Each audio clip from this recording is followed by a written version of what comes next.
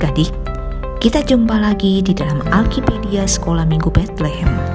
Alkipedia adalah media informasi yang menyajikan beragam pengetahuan, baik secara umum maupun yang terdapat di dalam Alkitab kita. Nah, hari ini ada informasi apa ya? Kita akan membahas tembok-tembok terbesar yang ada di dunia. Lebih dari ribuan tahun, dinding-dinding yang terbesar yang ada di dunia ini masih berdiri kokoh loh. Hingga sekarang, bangunan bersejarah ini dijadikan sebagai tempat wisata yang tidak pernah sepi pengunjung. Tembok-tembok kuno peninggalan sejarah banyak ditemukan di berbagai belahan dunia.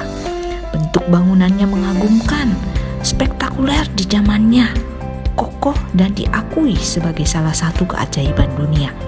Selain itu, tembok-tembok terbesar di dunia ini ada yang digunakan sebagai pemisah wilayahnya. Perbatasan wilayah ini dibangun untuk saling menjaga kedaulatan, baik dari sisi keamanan maupun gangguan dari wilayah lain. Apa saja ya? 1.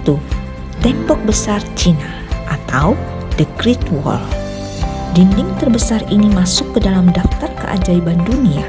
Dibangun pada masa dinasti Qin, dinasti Han, dan dinasti Ming. Panjang keseluruhan tembok ini adalah 5.500 mil atau sekitar 8.851 km. Menurut beberapa penelitian, jumlah orang yang terlibat dalam pembangunan ini mencapai 800.000 orang.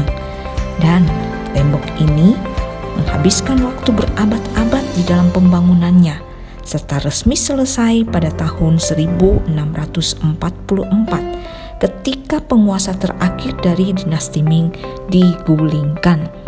Tembok besar ini dibuat oleh Kekaisaran Cina untuk membatasi wilayah perkotaan dan perumahan, serta digunakan sebagai benteng pencegah invasi dari pihak atau negara lain. 2. Tembok Berlin. Dibangun oleh pemerintahan Jerman Timur pada tanggal 13 Agustus 1961. Dinding Berlin ini digunakan untuk melindungi warganya dari berbagai hasil yang bisa menyebabkan Perang Dunia Kedua di sana. Namun dibangunnya tembok Berlin membuat warga di dua kota itu begitu sengsara dengan berbagai insiden yang ada. Banyak korban berjatuhan saat berusaha melarikan diri dari Jerman Timur ke Jerman Barat. Ada sekitar 5.000 orang yang berhasil melarikan diri dengan korban tewas sekitar 200-an orang. Pada tanggal 9 November 1989, masyarakat Jerman Timur dan Jerman Barat berkumpul di tembok Berlin dan mulai memanjat serta membongkarnya. 3. Tembok Hadrians, Inggris. Panjang dinding Hadrians mencapai 117 km yang dibangun pada abad kedua. Tembok ini dibangun sebagai bentuk pertahanan dan tempat digunakan sebagai layanan bea cukai loh. Kini tembok raksasa sudah diakui sebagai warisan dunia UNESCO dan menjadi magnet untuk wisatawan yang datang ke Inggris. Dinding ini merupakan contoh penting dari arsitektur militer Kekaisaran Roma. Wow, menakjubkan ya. 4. Tembok Yerusalem, Israel. Pada zaman raja-raja di Alkitab, bangsa Israel pernah mendirikan dan memiliki pertahanan terbaik dengan tembok yang terbesar dan terkuat loh. Namun kejayaan tembok itu sirna ketika bangsa lain menghancurkan tembok kebanggaan mereka. Dan di tengah kesedihan yang dialami oleh bangsa itu, ada seorang pemuda Yahudi yang berniat untuk membangun tembok mereka itu. Dia sangat mencintai bangsanya dan dia ingin bangsanya kembali jaya melalui pembangunan tembok yang dia lakukan meskipun harus menghadapi tantangan. Yuk kita dengarkan kisah dari pemuda ini ya. Halo adik-adik, apa kabar? Senang sekali hari ini kita kembali lagi bisa datang memuji menyembah Tuhan. Adik-adik semua sudah siap ya? Iya, bagus ya. Semuanya sudah sarapan, mandi, sudah rapi, yang berpakaian yang cantik. Oke, kita mulai ibadah kita pagi hari ini. Mari kita bersama-sama naikkan puji yang betapa ku bersyukur.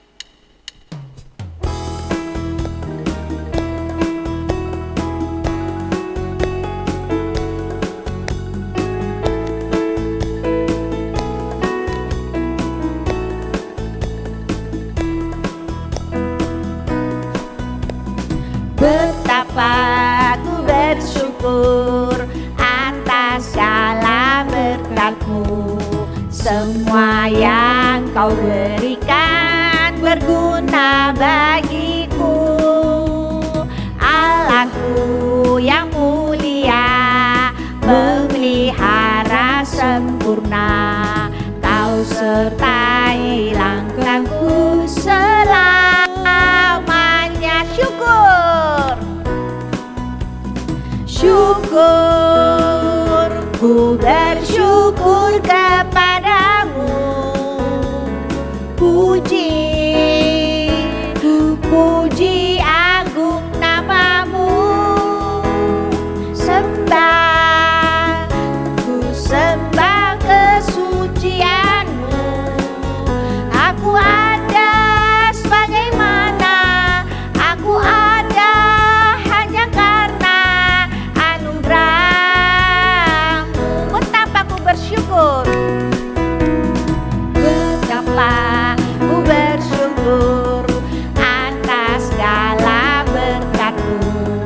Semua yang Kau berikan berguna bagiku. Allahku yang mulia, memelihara sempurna. Kau sertai langkahku selamanya. Syukur, syukur, ku bersyukur kepadamu. Puji, ku puji agung namamu. Sembah, ku sembah kesucianmu. Aku ada sebagaimana aku ada hanya karena anugerah-Mu. Mari kita masuk dalam doa pembukaan yang dibawakan oleh adik. Silakan. Mari kita berdoa. Tuhan Yesus, terima kasih berkati ibadah kami dari awal hingga akhir. Berkati lause-lause dan berkati kami semua. Dalam nama Tuhan Yesus kami sudah berdoa. Amin. Adik-adik, sebelum kita dengar firman Tuhan, kita angkat satu pujian ya. Betapa kita tidak bersyukur.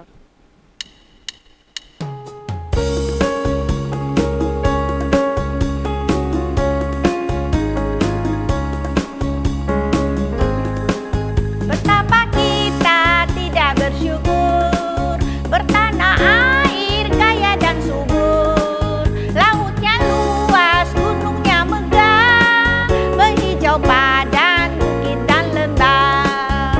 Itu semua berkat karunia Allah yang agung maha kuasa.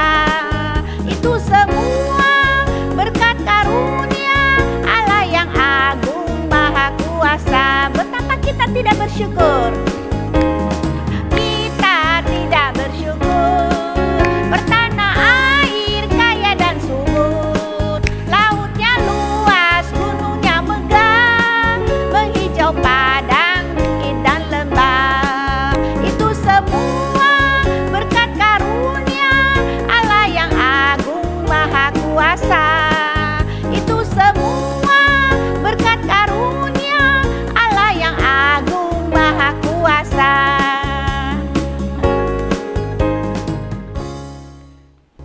Adik-adik, sebelum kita dengar cerita firman Tuhan, mari kita berdoa dulu ya. Sikap doa adik-adik. Bapa kami di surga, kami bersyukur dan berterima kasih padamu Oleh karena anugerah daripadamu semata-mata, saat ini kami boleh diberi kesempatan untuk belajar firman-Mu. Berbicara kepada kami siap mendengar firman-Mu, dan kasihanilah, ampunilah kami orang yang berdosa. Pakailah hamba-Mu ini untuk dapat menjadi saluran berkat bagi anak-anak.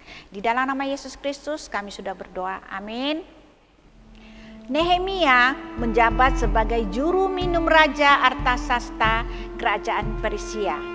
Nehemia jadi orang kepercayaan raja yang bertugas mencicipi minuman raja untuk memastikan aman dan tidak beracun. Nehemia menerima kabar bahwa tembok Yerusalem porak-poranda dan orang-orang Yahudi yang masih tinggal di daerah sana dalam kesukaran yang besar. Ketika mendengar berita itu, Nehemia menangis dan berkabung berhari-hari. Nehemia berpuasa dan berdoa kepada Allah. Ya Tuhan, Allah semesta langit, Allah yang maha besar dan dahsyat, yang berpegang pada perjanjian dan kasih setianya terhadap orang yang kasih kepadanya dan tetap mengikuti perintahnya. Berilah telingamu dan bukalah matamu dan dengarkanlah doa hamba-Mu yang sekarang kupanjatkan kehadirat-Mu siang dan malam bagi orang Israel, hamba-hamba-Mu itu. Dengan mengaku segala dosa yang kami orang Israel telah lakukan terhadap-Mu, juga aku dan kaum keluargaku telah berbuat dosa. Kami telah sangat bersalah terhadap-Mu dan tidak mengikuti perintah-perintah-Mu. Ya Tuhan, berilah telinga kepada doa hamba-Mu ini, dan biarlah hamba-Mu berhasil hari ini dan mendapat belas kasihan dari Raja. Ketika Nehemia melakukan tugasnya menyiapkan dan menyampaikan anggur pada Raja, Nehemia kelihatan sedih, tidak seperti biasanya. Raja heran dan bertanya, "Mengapa mukamu murung?" Nehemia menjawab bahwa kota Yerusalem telah menjadi reruntuhan. Pintu-pintu gerbangnya habis dimakan api. Raja pun bertanya, "Apa yang kau inginkan?"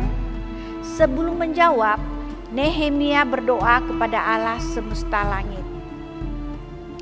Nehemia berkata, "Jika raja berkenan, utuslah aku ke Yerusalem supaya aku membangunnya kembali. Jika raja anggap baik, berilah aku surat-surat bagi bupati di daerah, supaya aku diberi kemudahan oleh mereka." Raja izinkan Nehemia kembali ke Yerusalem, bahkan diberi semua yang dibutuhkan, karena Tuhan melindungi Nehemia. Adik-adik, Nehemia bersedia meninggalkan kehidupan mewah di istana Persia, melakukan tugas yang Allah bebankan kepadanya. Nehemia tidak melupakan bangsanya sendiri dan kembali ke Yerusalem untuk membangun kembali kota Yerusalem. Nehemia mengalami begitu banyak rintangan, kesulitan, baik dari bangsa luar maupun bangsanya sendiri. Tetapi Nehemia tidak menyerah karena dia peduli dan mengasihi bangsanya. Adik-adik, Nehemia peduli terhadap kondisi bangsanya. Dengan berdoa kepada Tuhan, apakah adik-adik juga pernah atau sering doakan bangsa Indonesia, khususnya dalam masa pandemi COVID-19 saat ini? Nehemia melakukan apa yang didoakan dan membuat rencana-rencana yang akan dilakukan, yaitu bertemu raja dan juga membangun tembok Yerusalem, Yerusalem.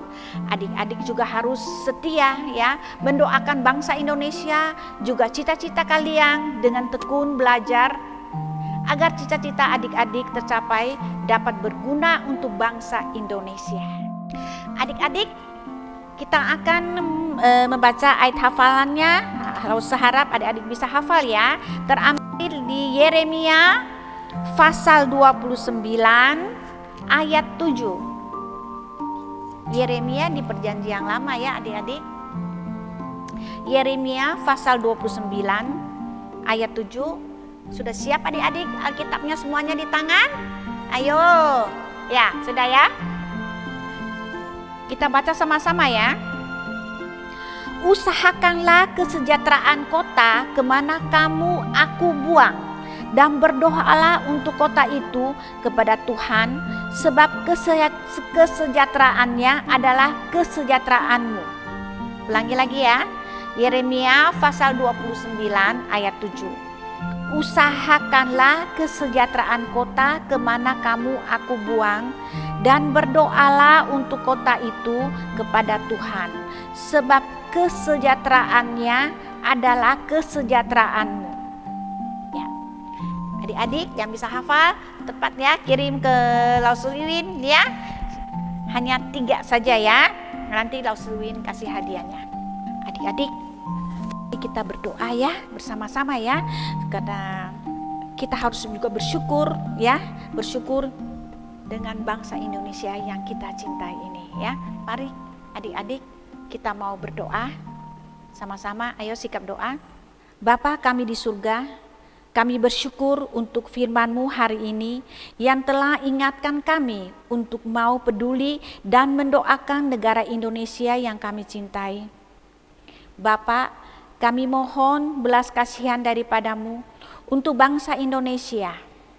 Ampuni kami semua telah berdosa terhadap-Mu. Biarlah pandemi COVID-19 ini boleh segera berlalu dari muka bumi ini. Mohon perlindungan-Mu untuk para medis, dokter, perawat yang bertugas agar mereka tidak tertular. Mereka yang sedang dalam perawatan karena COVID-19 diberi kesembuhan dari-Mu. Lindungi kami semua ya Bapa. Mohon perlindungan-Mu juga untuk keamanan negara Indonesia yang kami cintai. Untuk Bapak Presiden Joko Widodo, dijauhkan dari sakit penyakit dan mara bahaya. Dalam nama Tuhan Yesus Kristus kami sudah berdoa. Amin. Adik, kita akan memberikan persembahan syukur kita kepada Tuhan. Adik-adik bisa transfer di nomor rekening ini ya, atau bisa juga diantar ke gereja. Di sana ada Laususim, Lausumeri, dan Lausuwasti ya. Nah, persembahan dijalankan, kita naikkan pujian, segala puji dan syukur.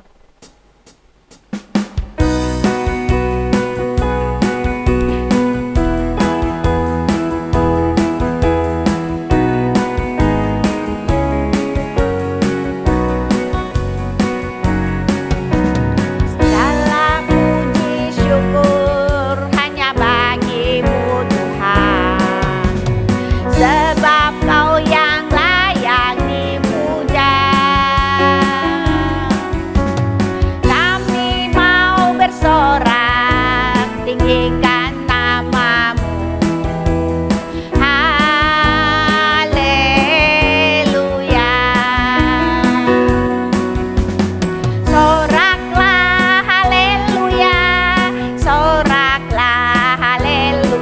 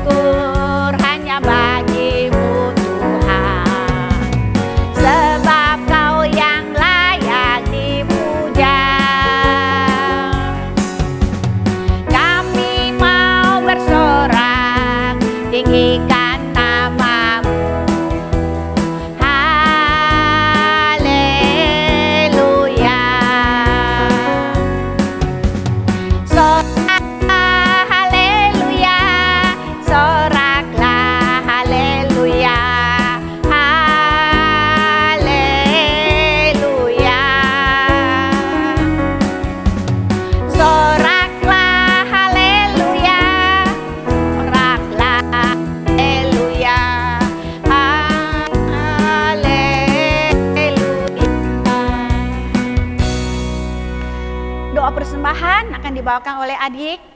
Silakan. Teman-teman, mari kita berdoa. Tuhan Yesus, terima kasih pagi hari ini kami sudah memberikan persembahan kepadamu. Kiranya Engkau memberkati persembahan ini dengan baik, agar bermanfaat bagi gereja kami. Inilah doa kami Tuhan, dalam nama Tuhan Yesus kami sudah berdoa, amin. Nah adik-adik, ibadah kita hari ini sudah selesai. Namun nggak usah ada pesan-pesan ya. Pesan yang pertama itu adik-adik masih harus tetap di rumah ya. Masih harus rajin cuci tangan, jaga jarak, harus pakai masker kalau keluar ya. Jadi sebaiknya jangan keluar kalau tidak penting-penting amat ya. Dan kedua yaitu ingat ada lomba foto ya Natal keluarga.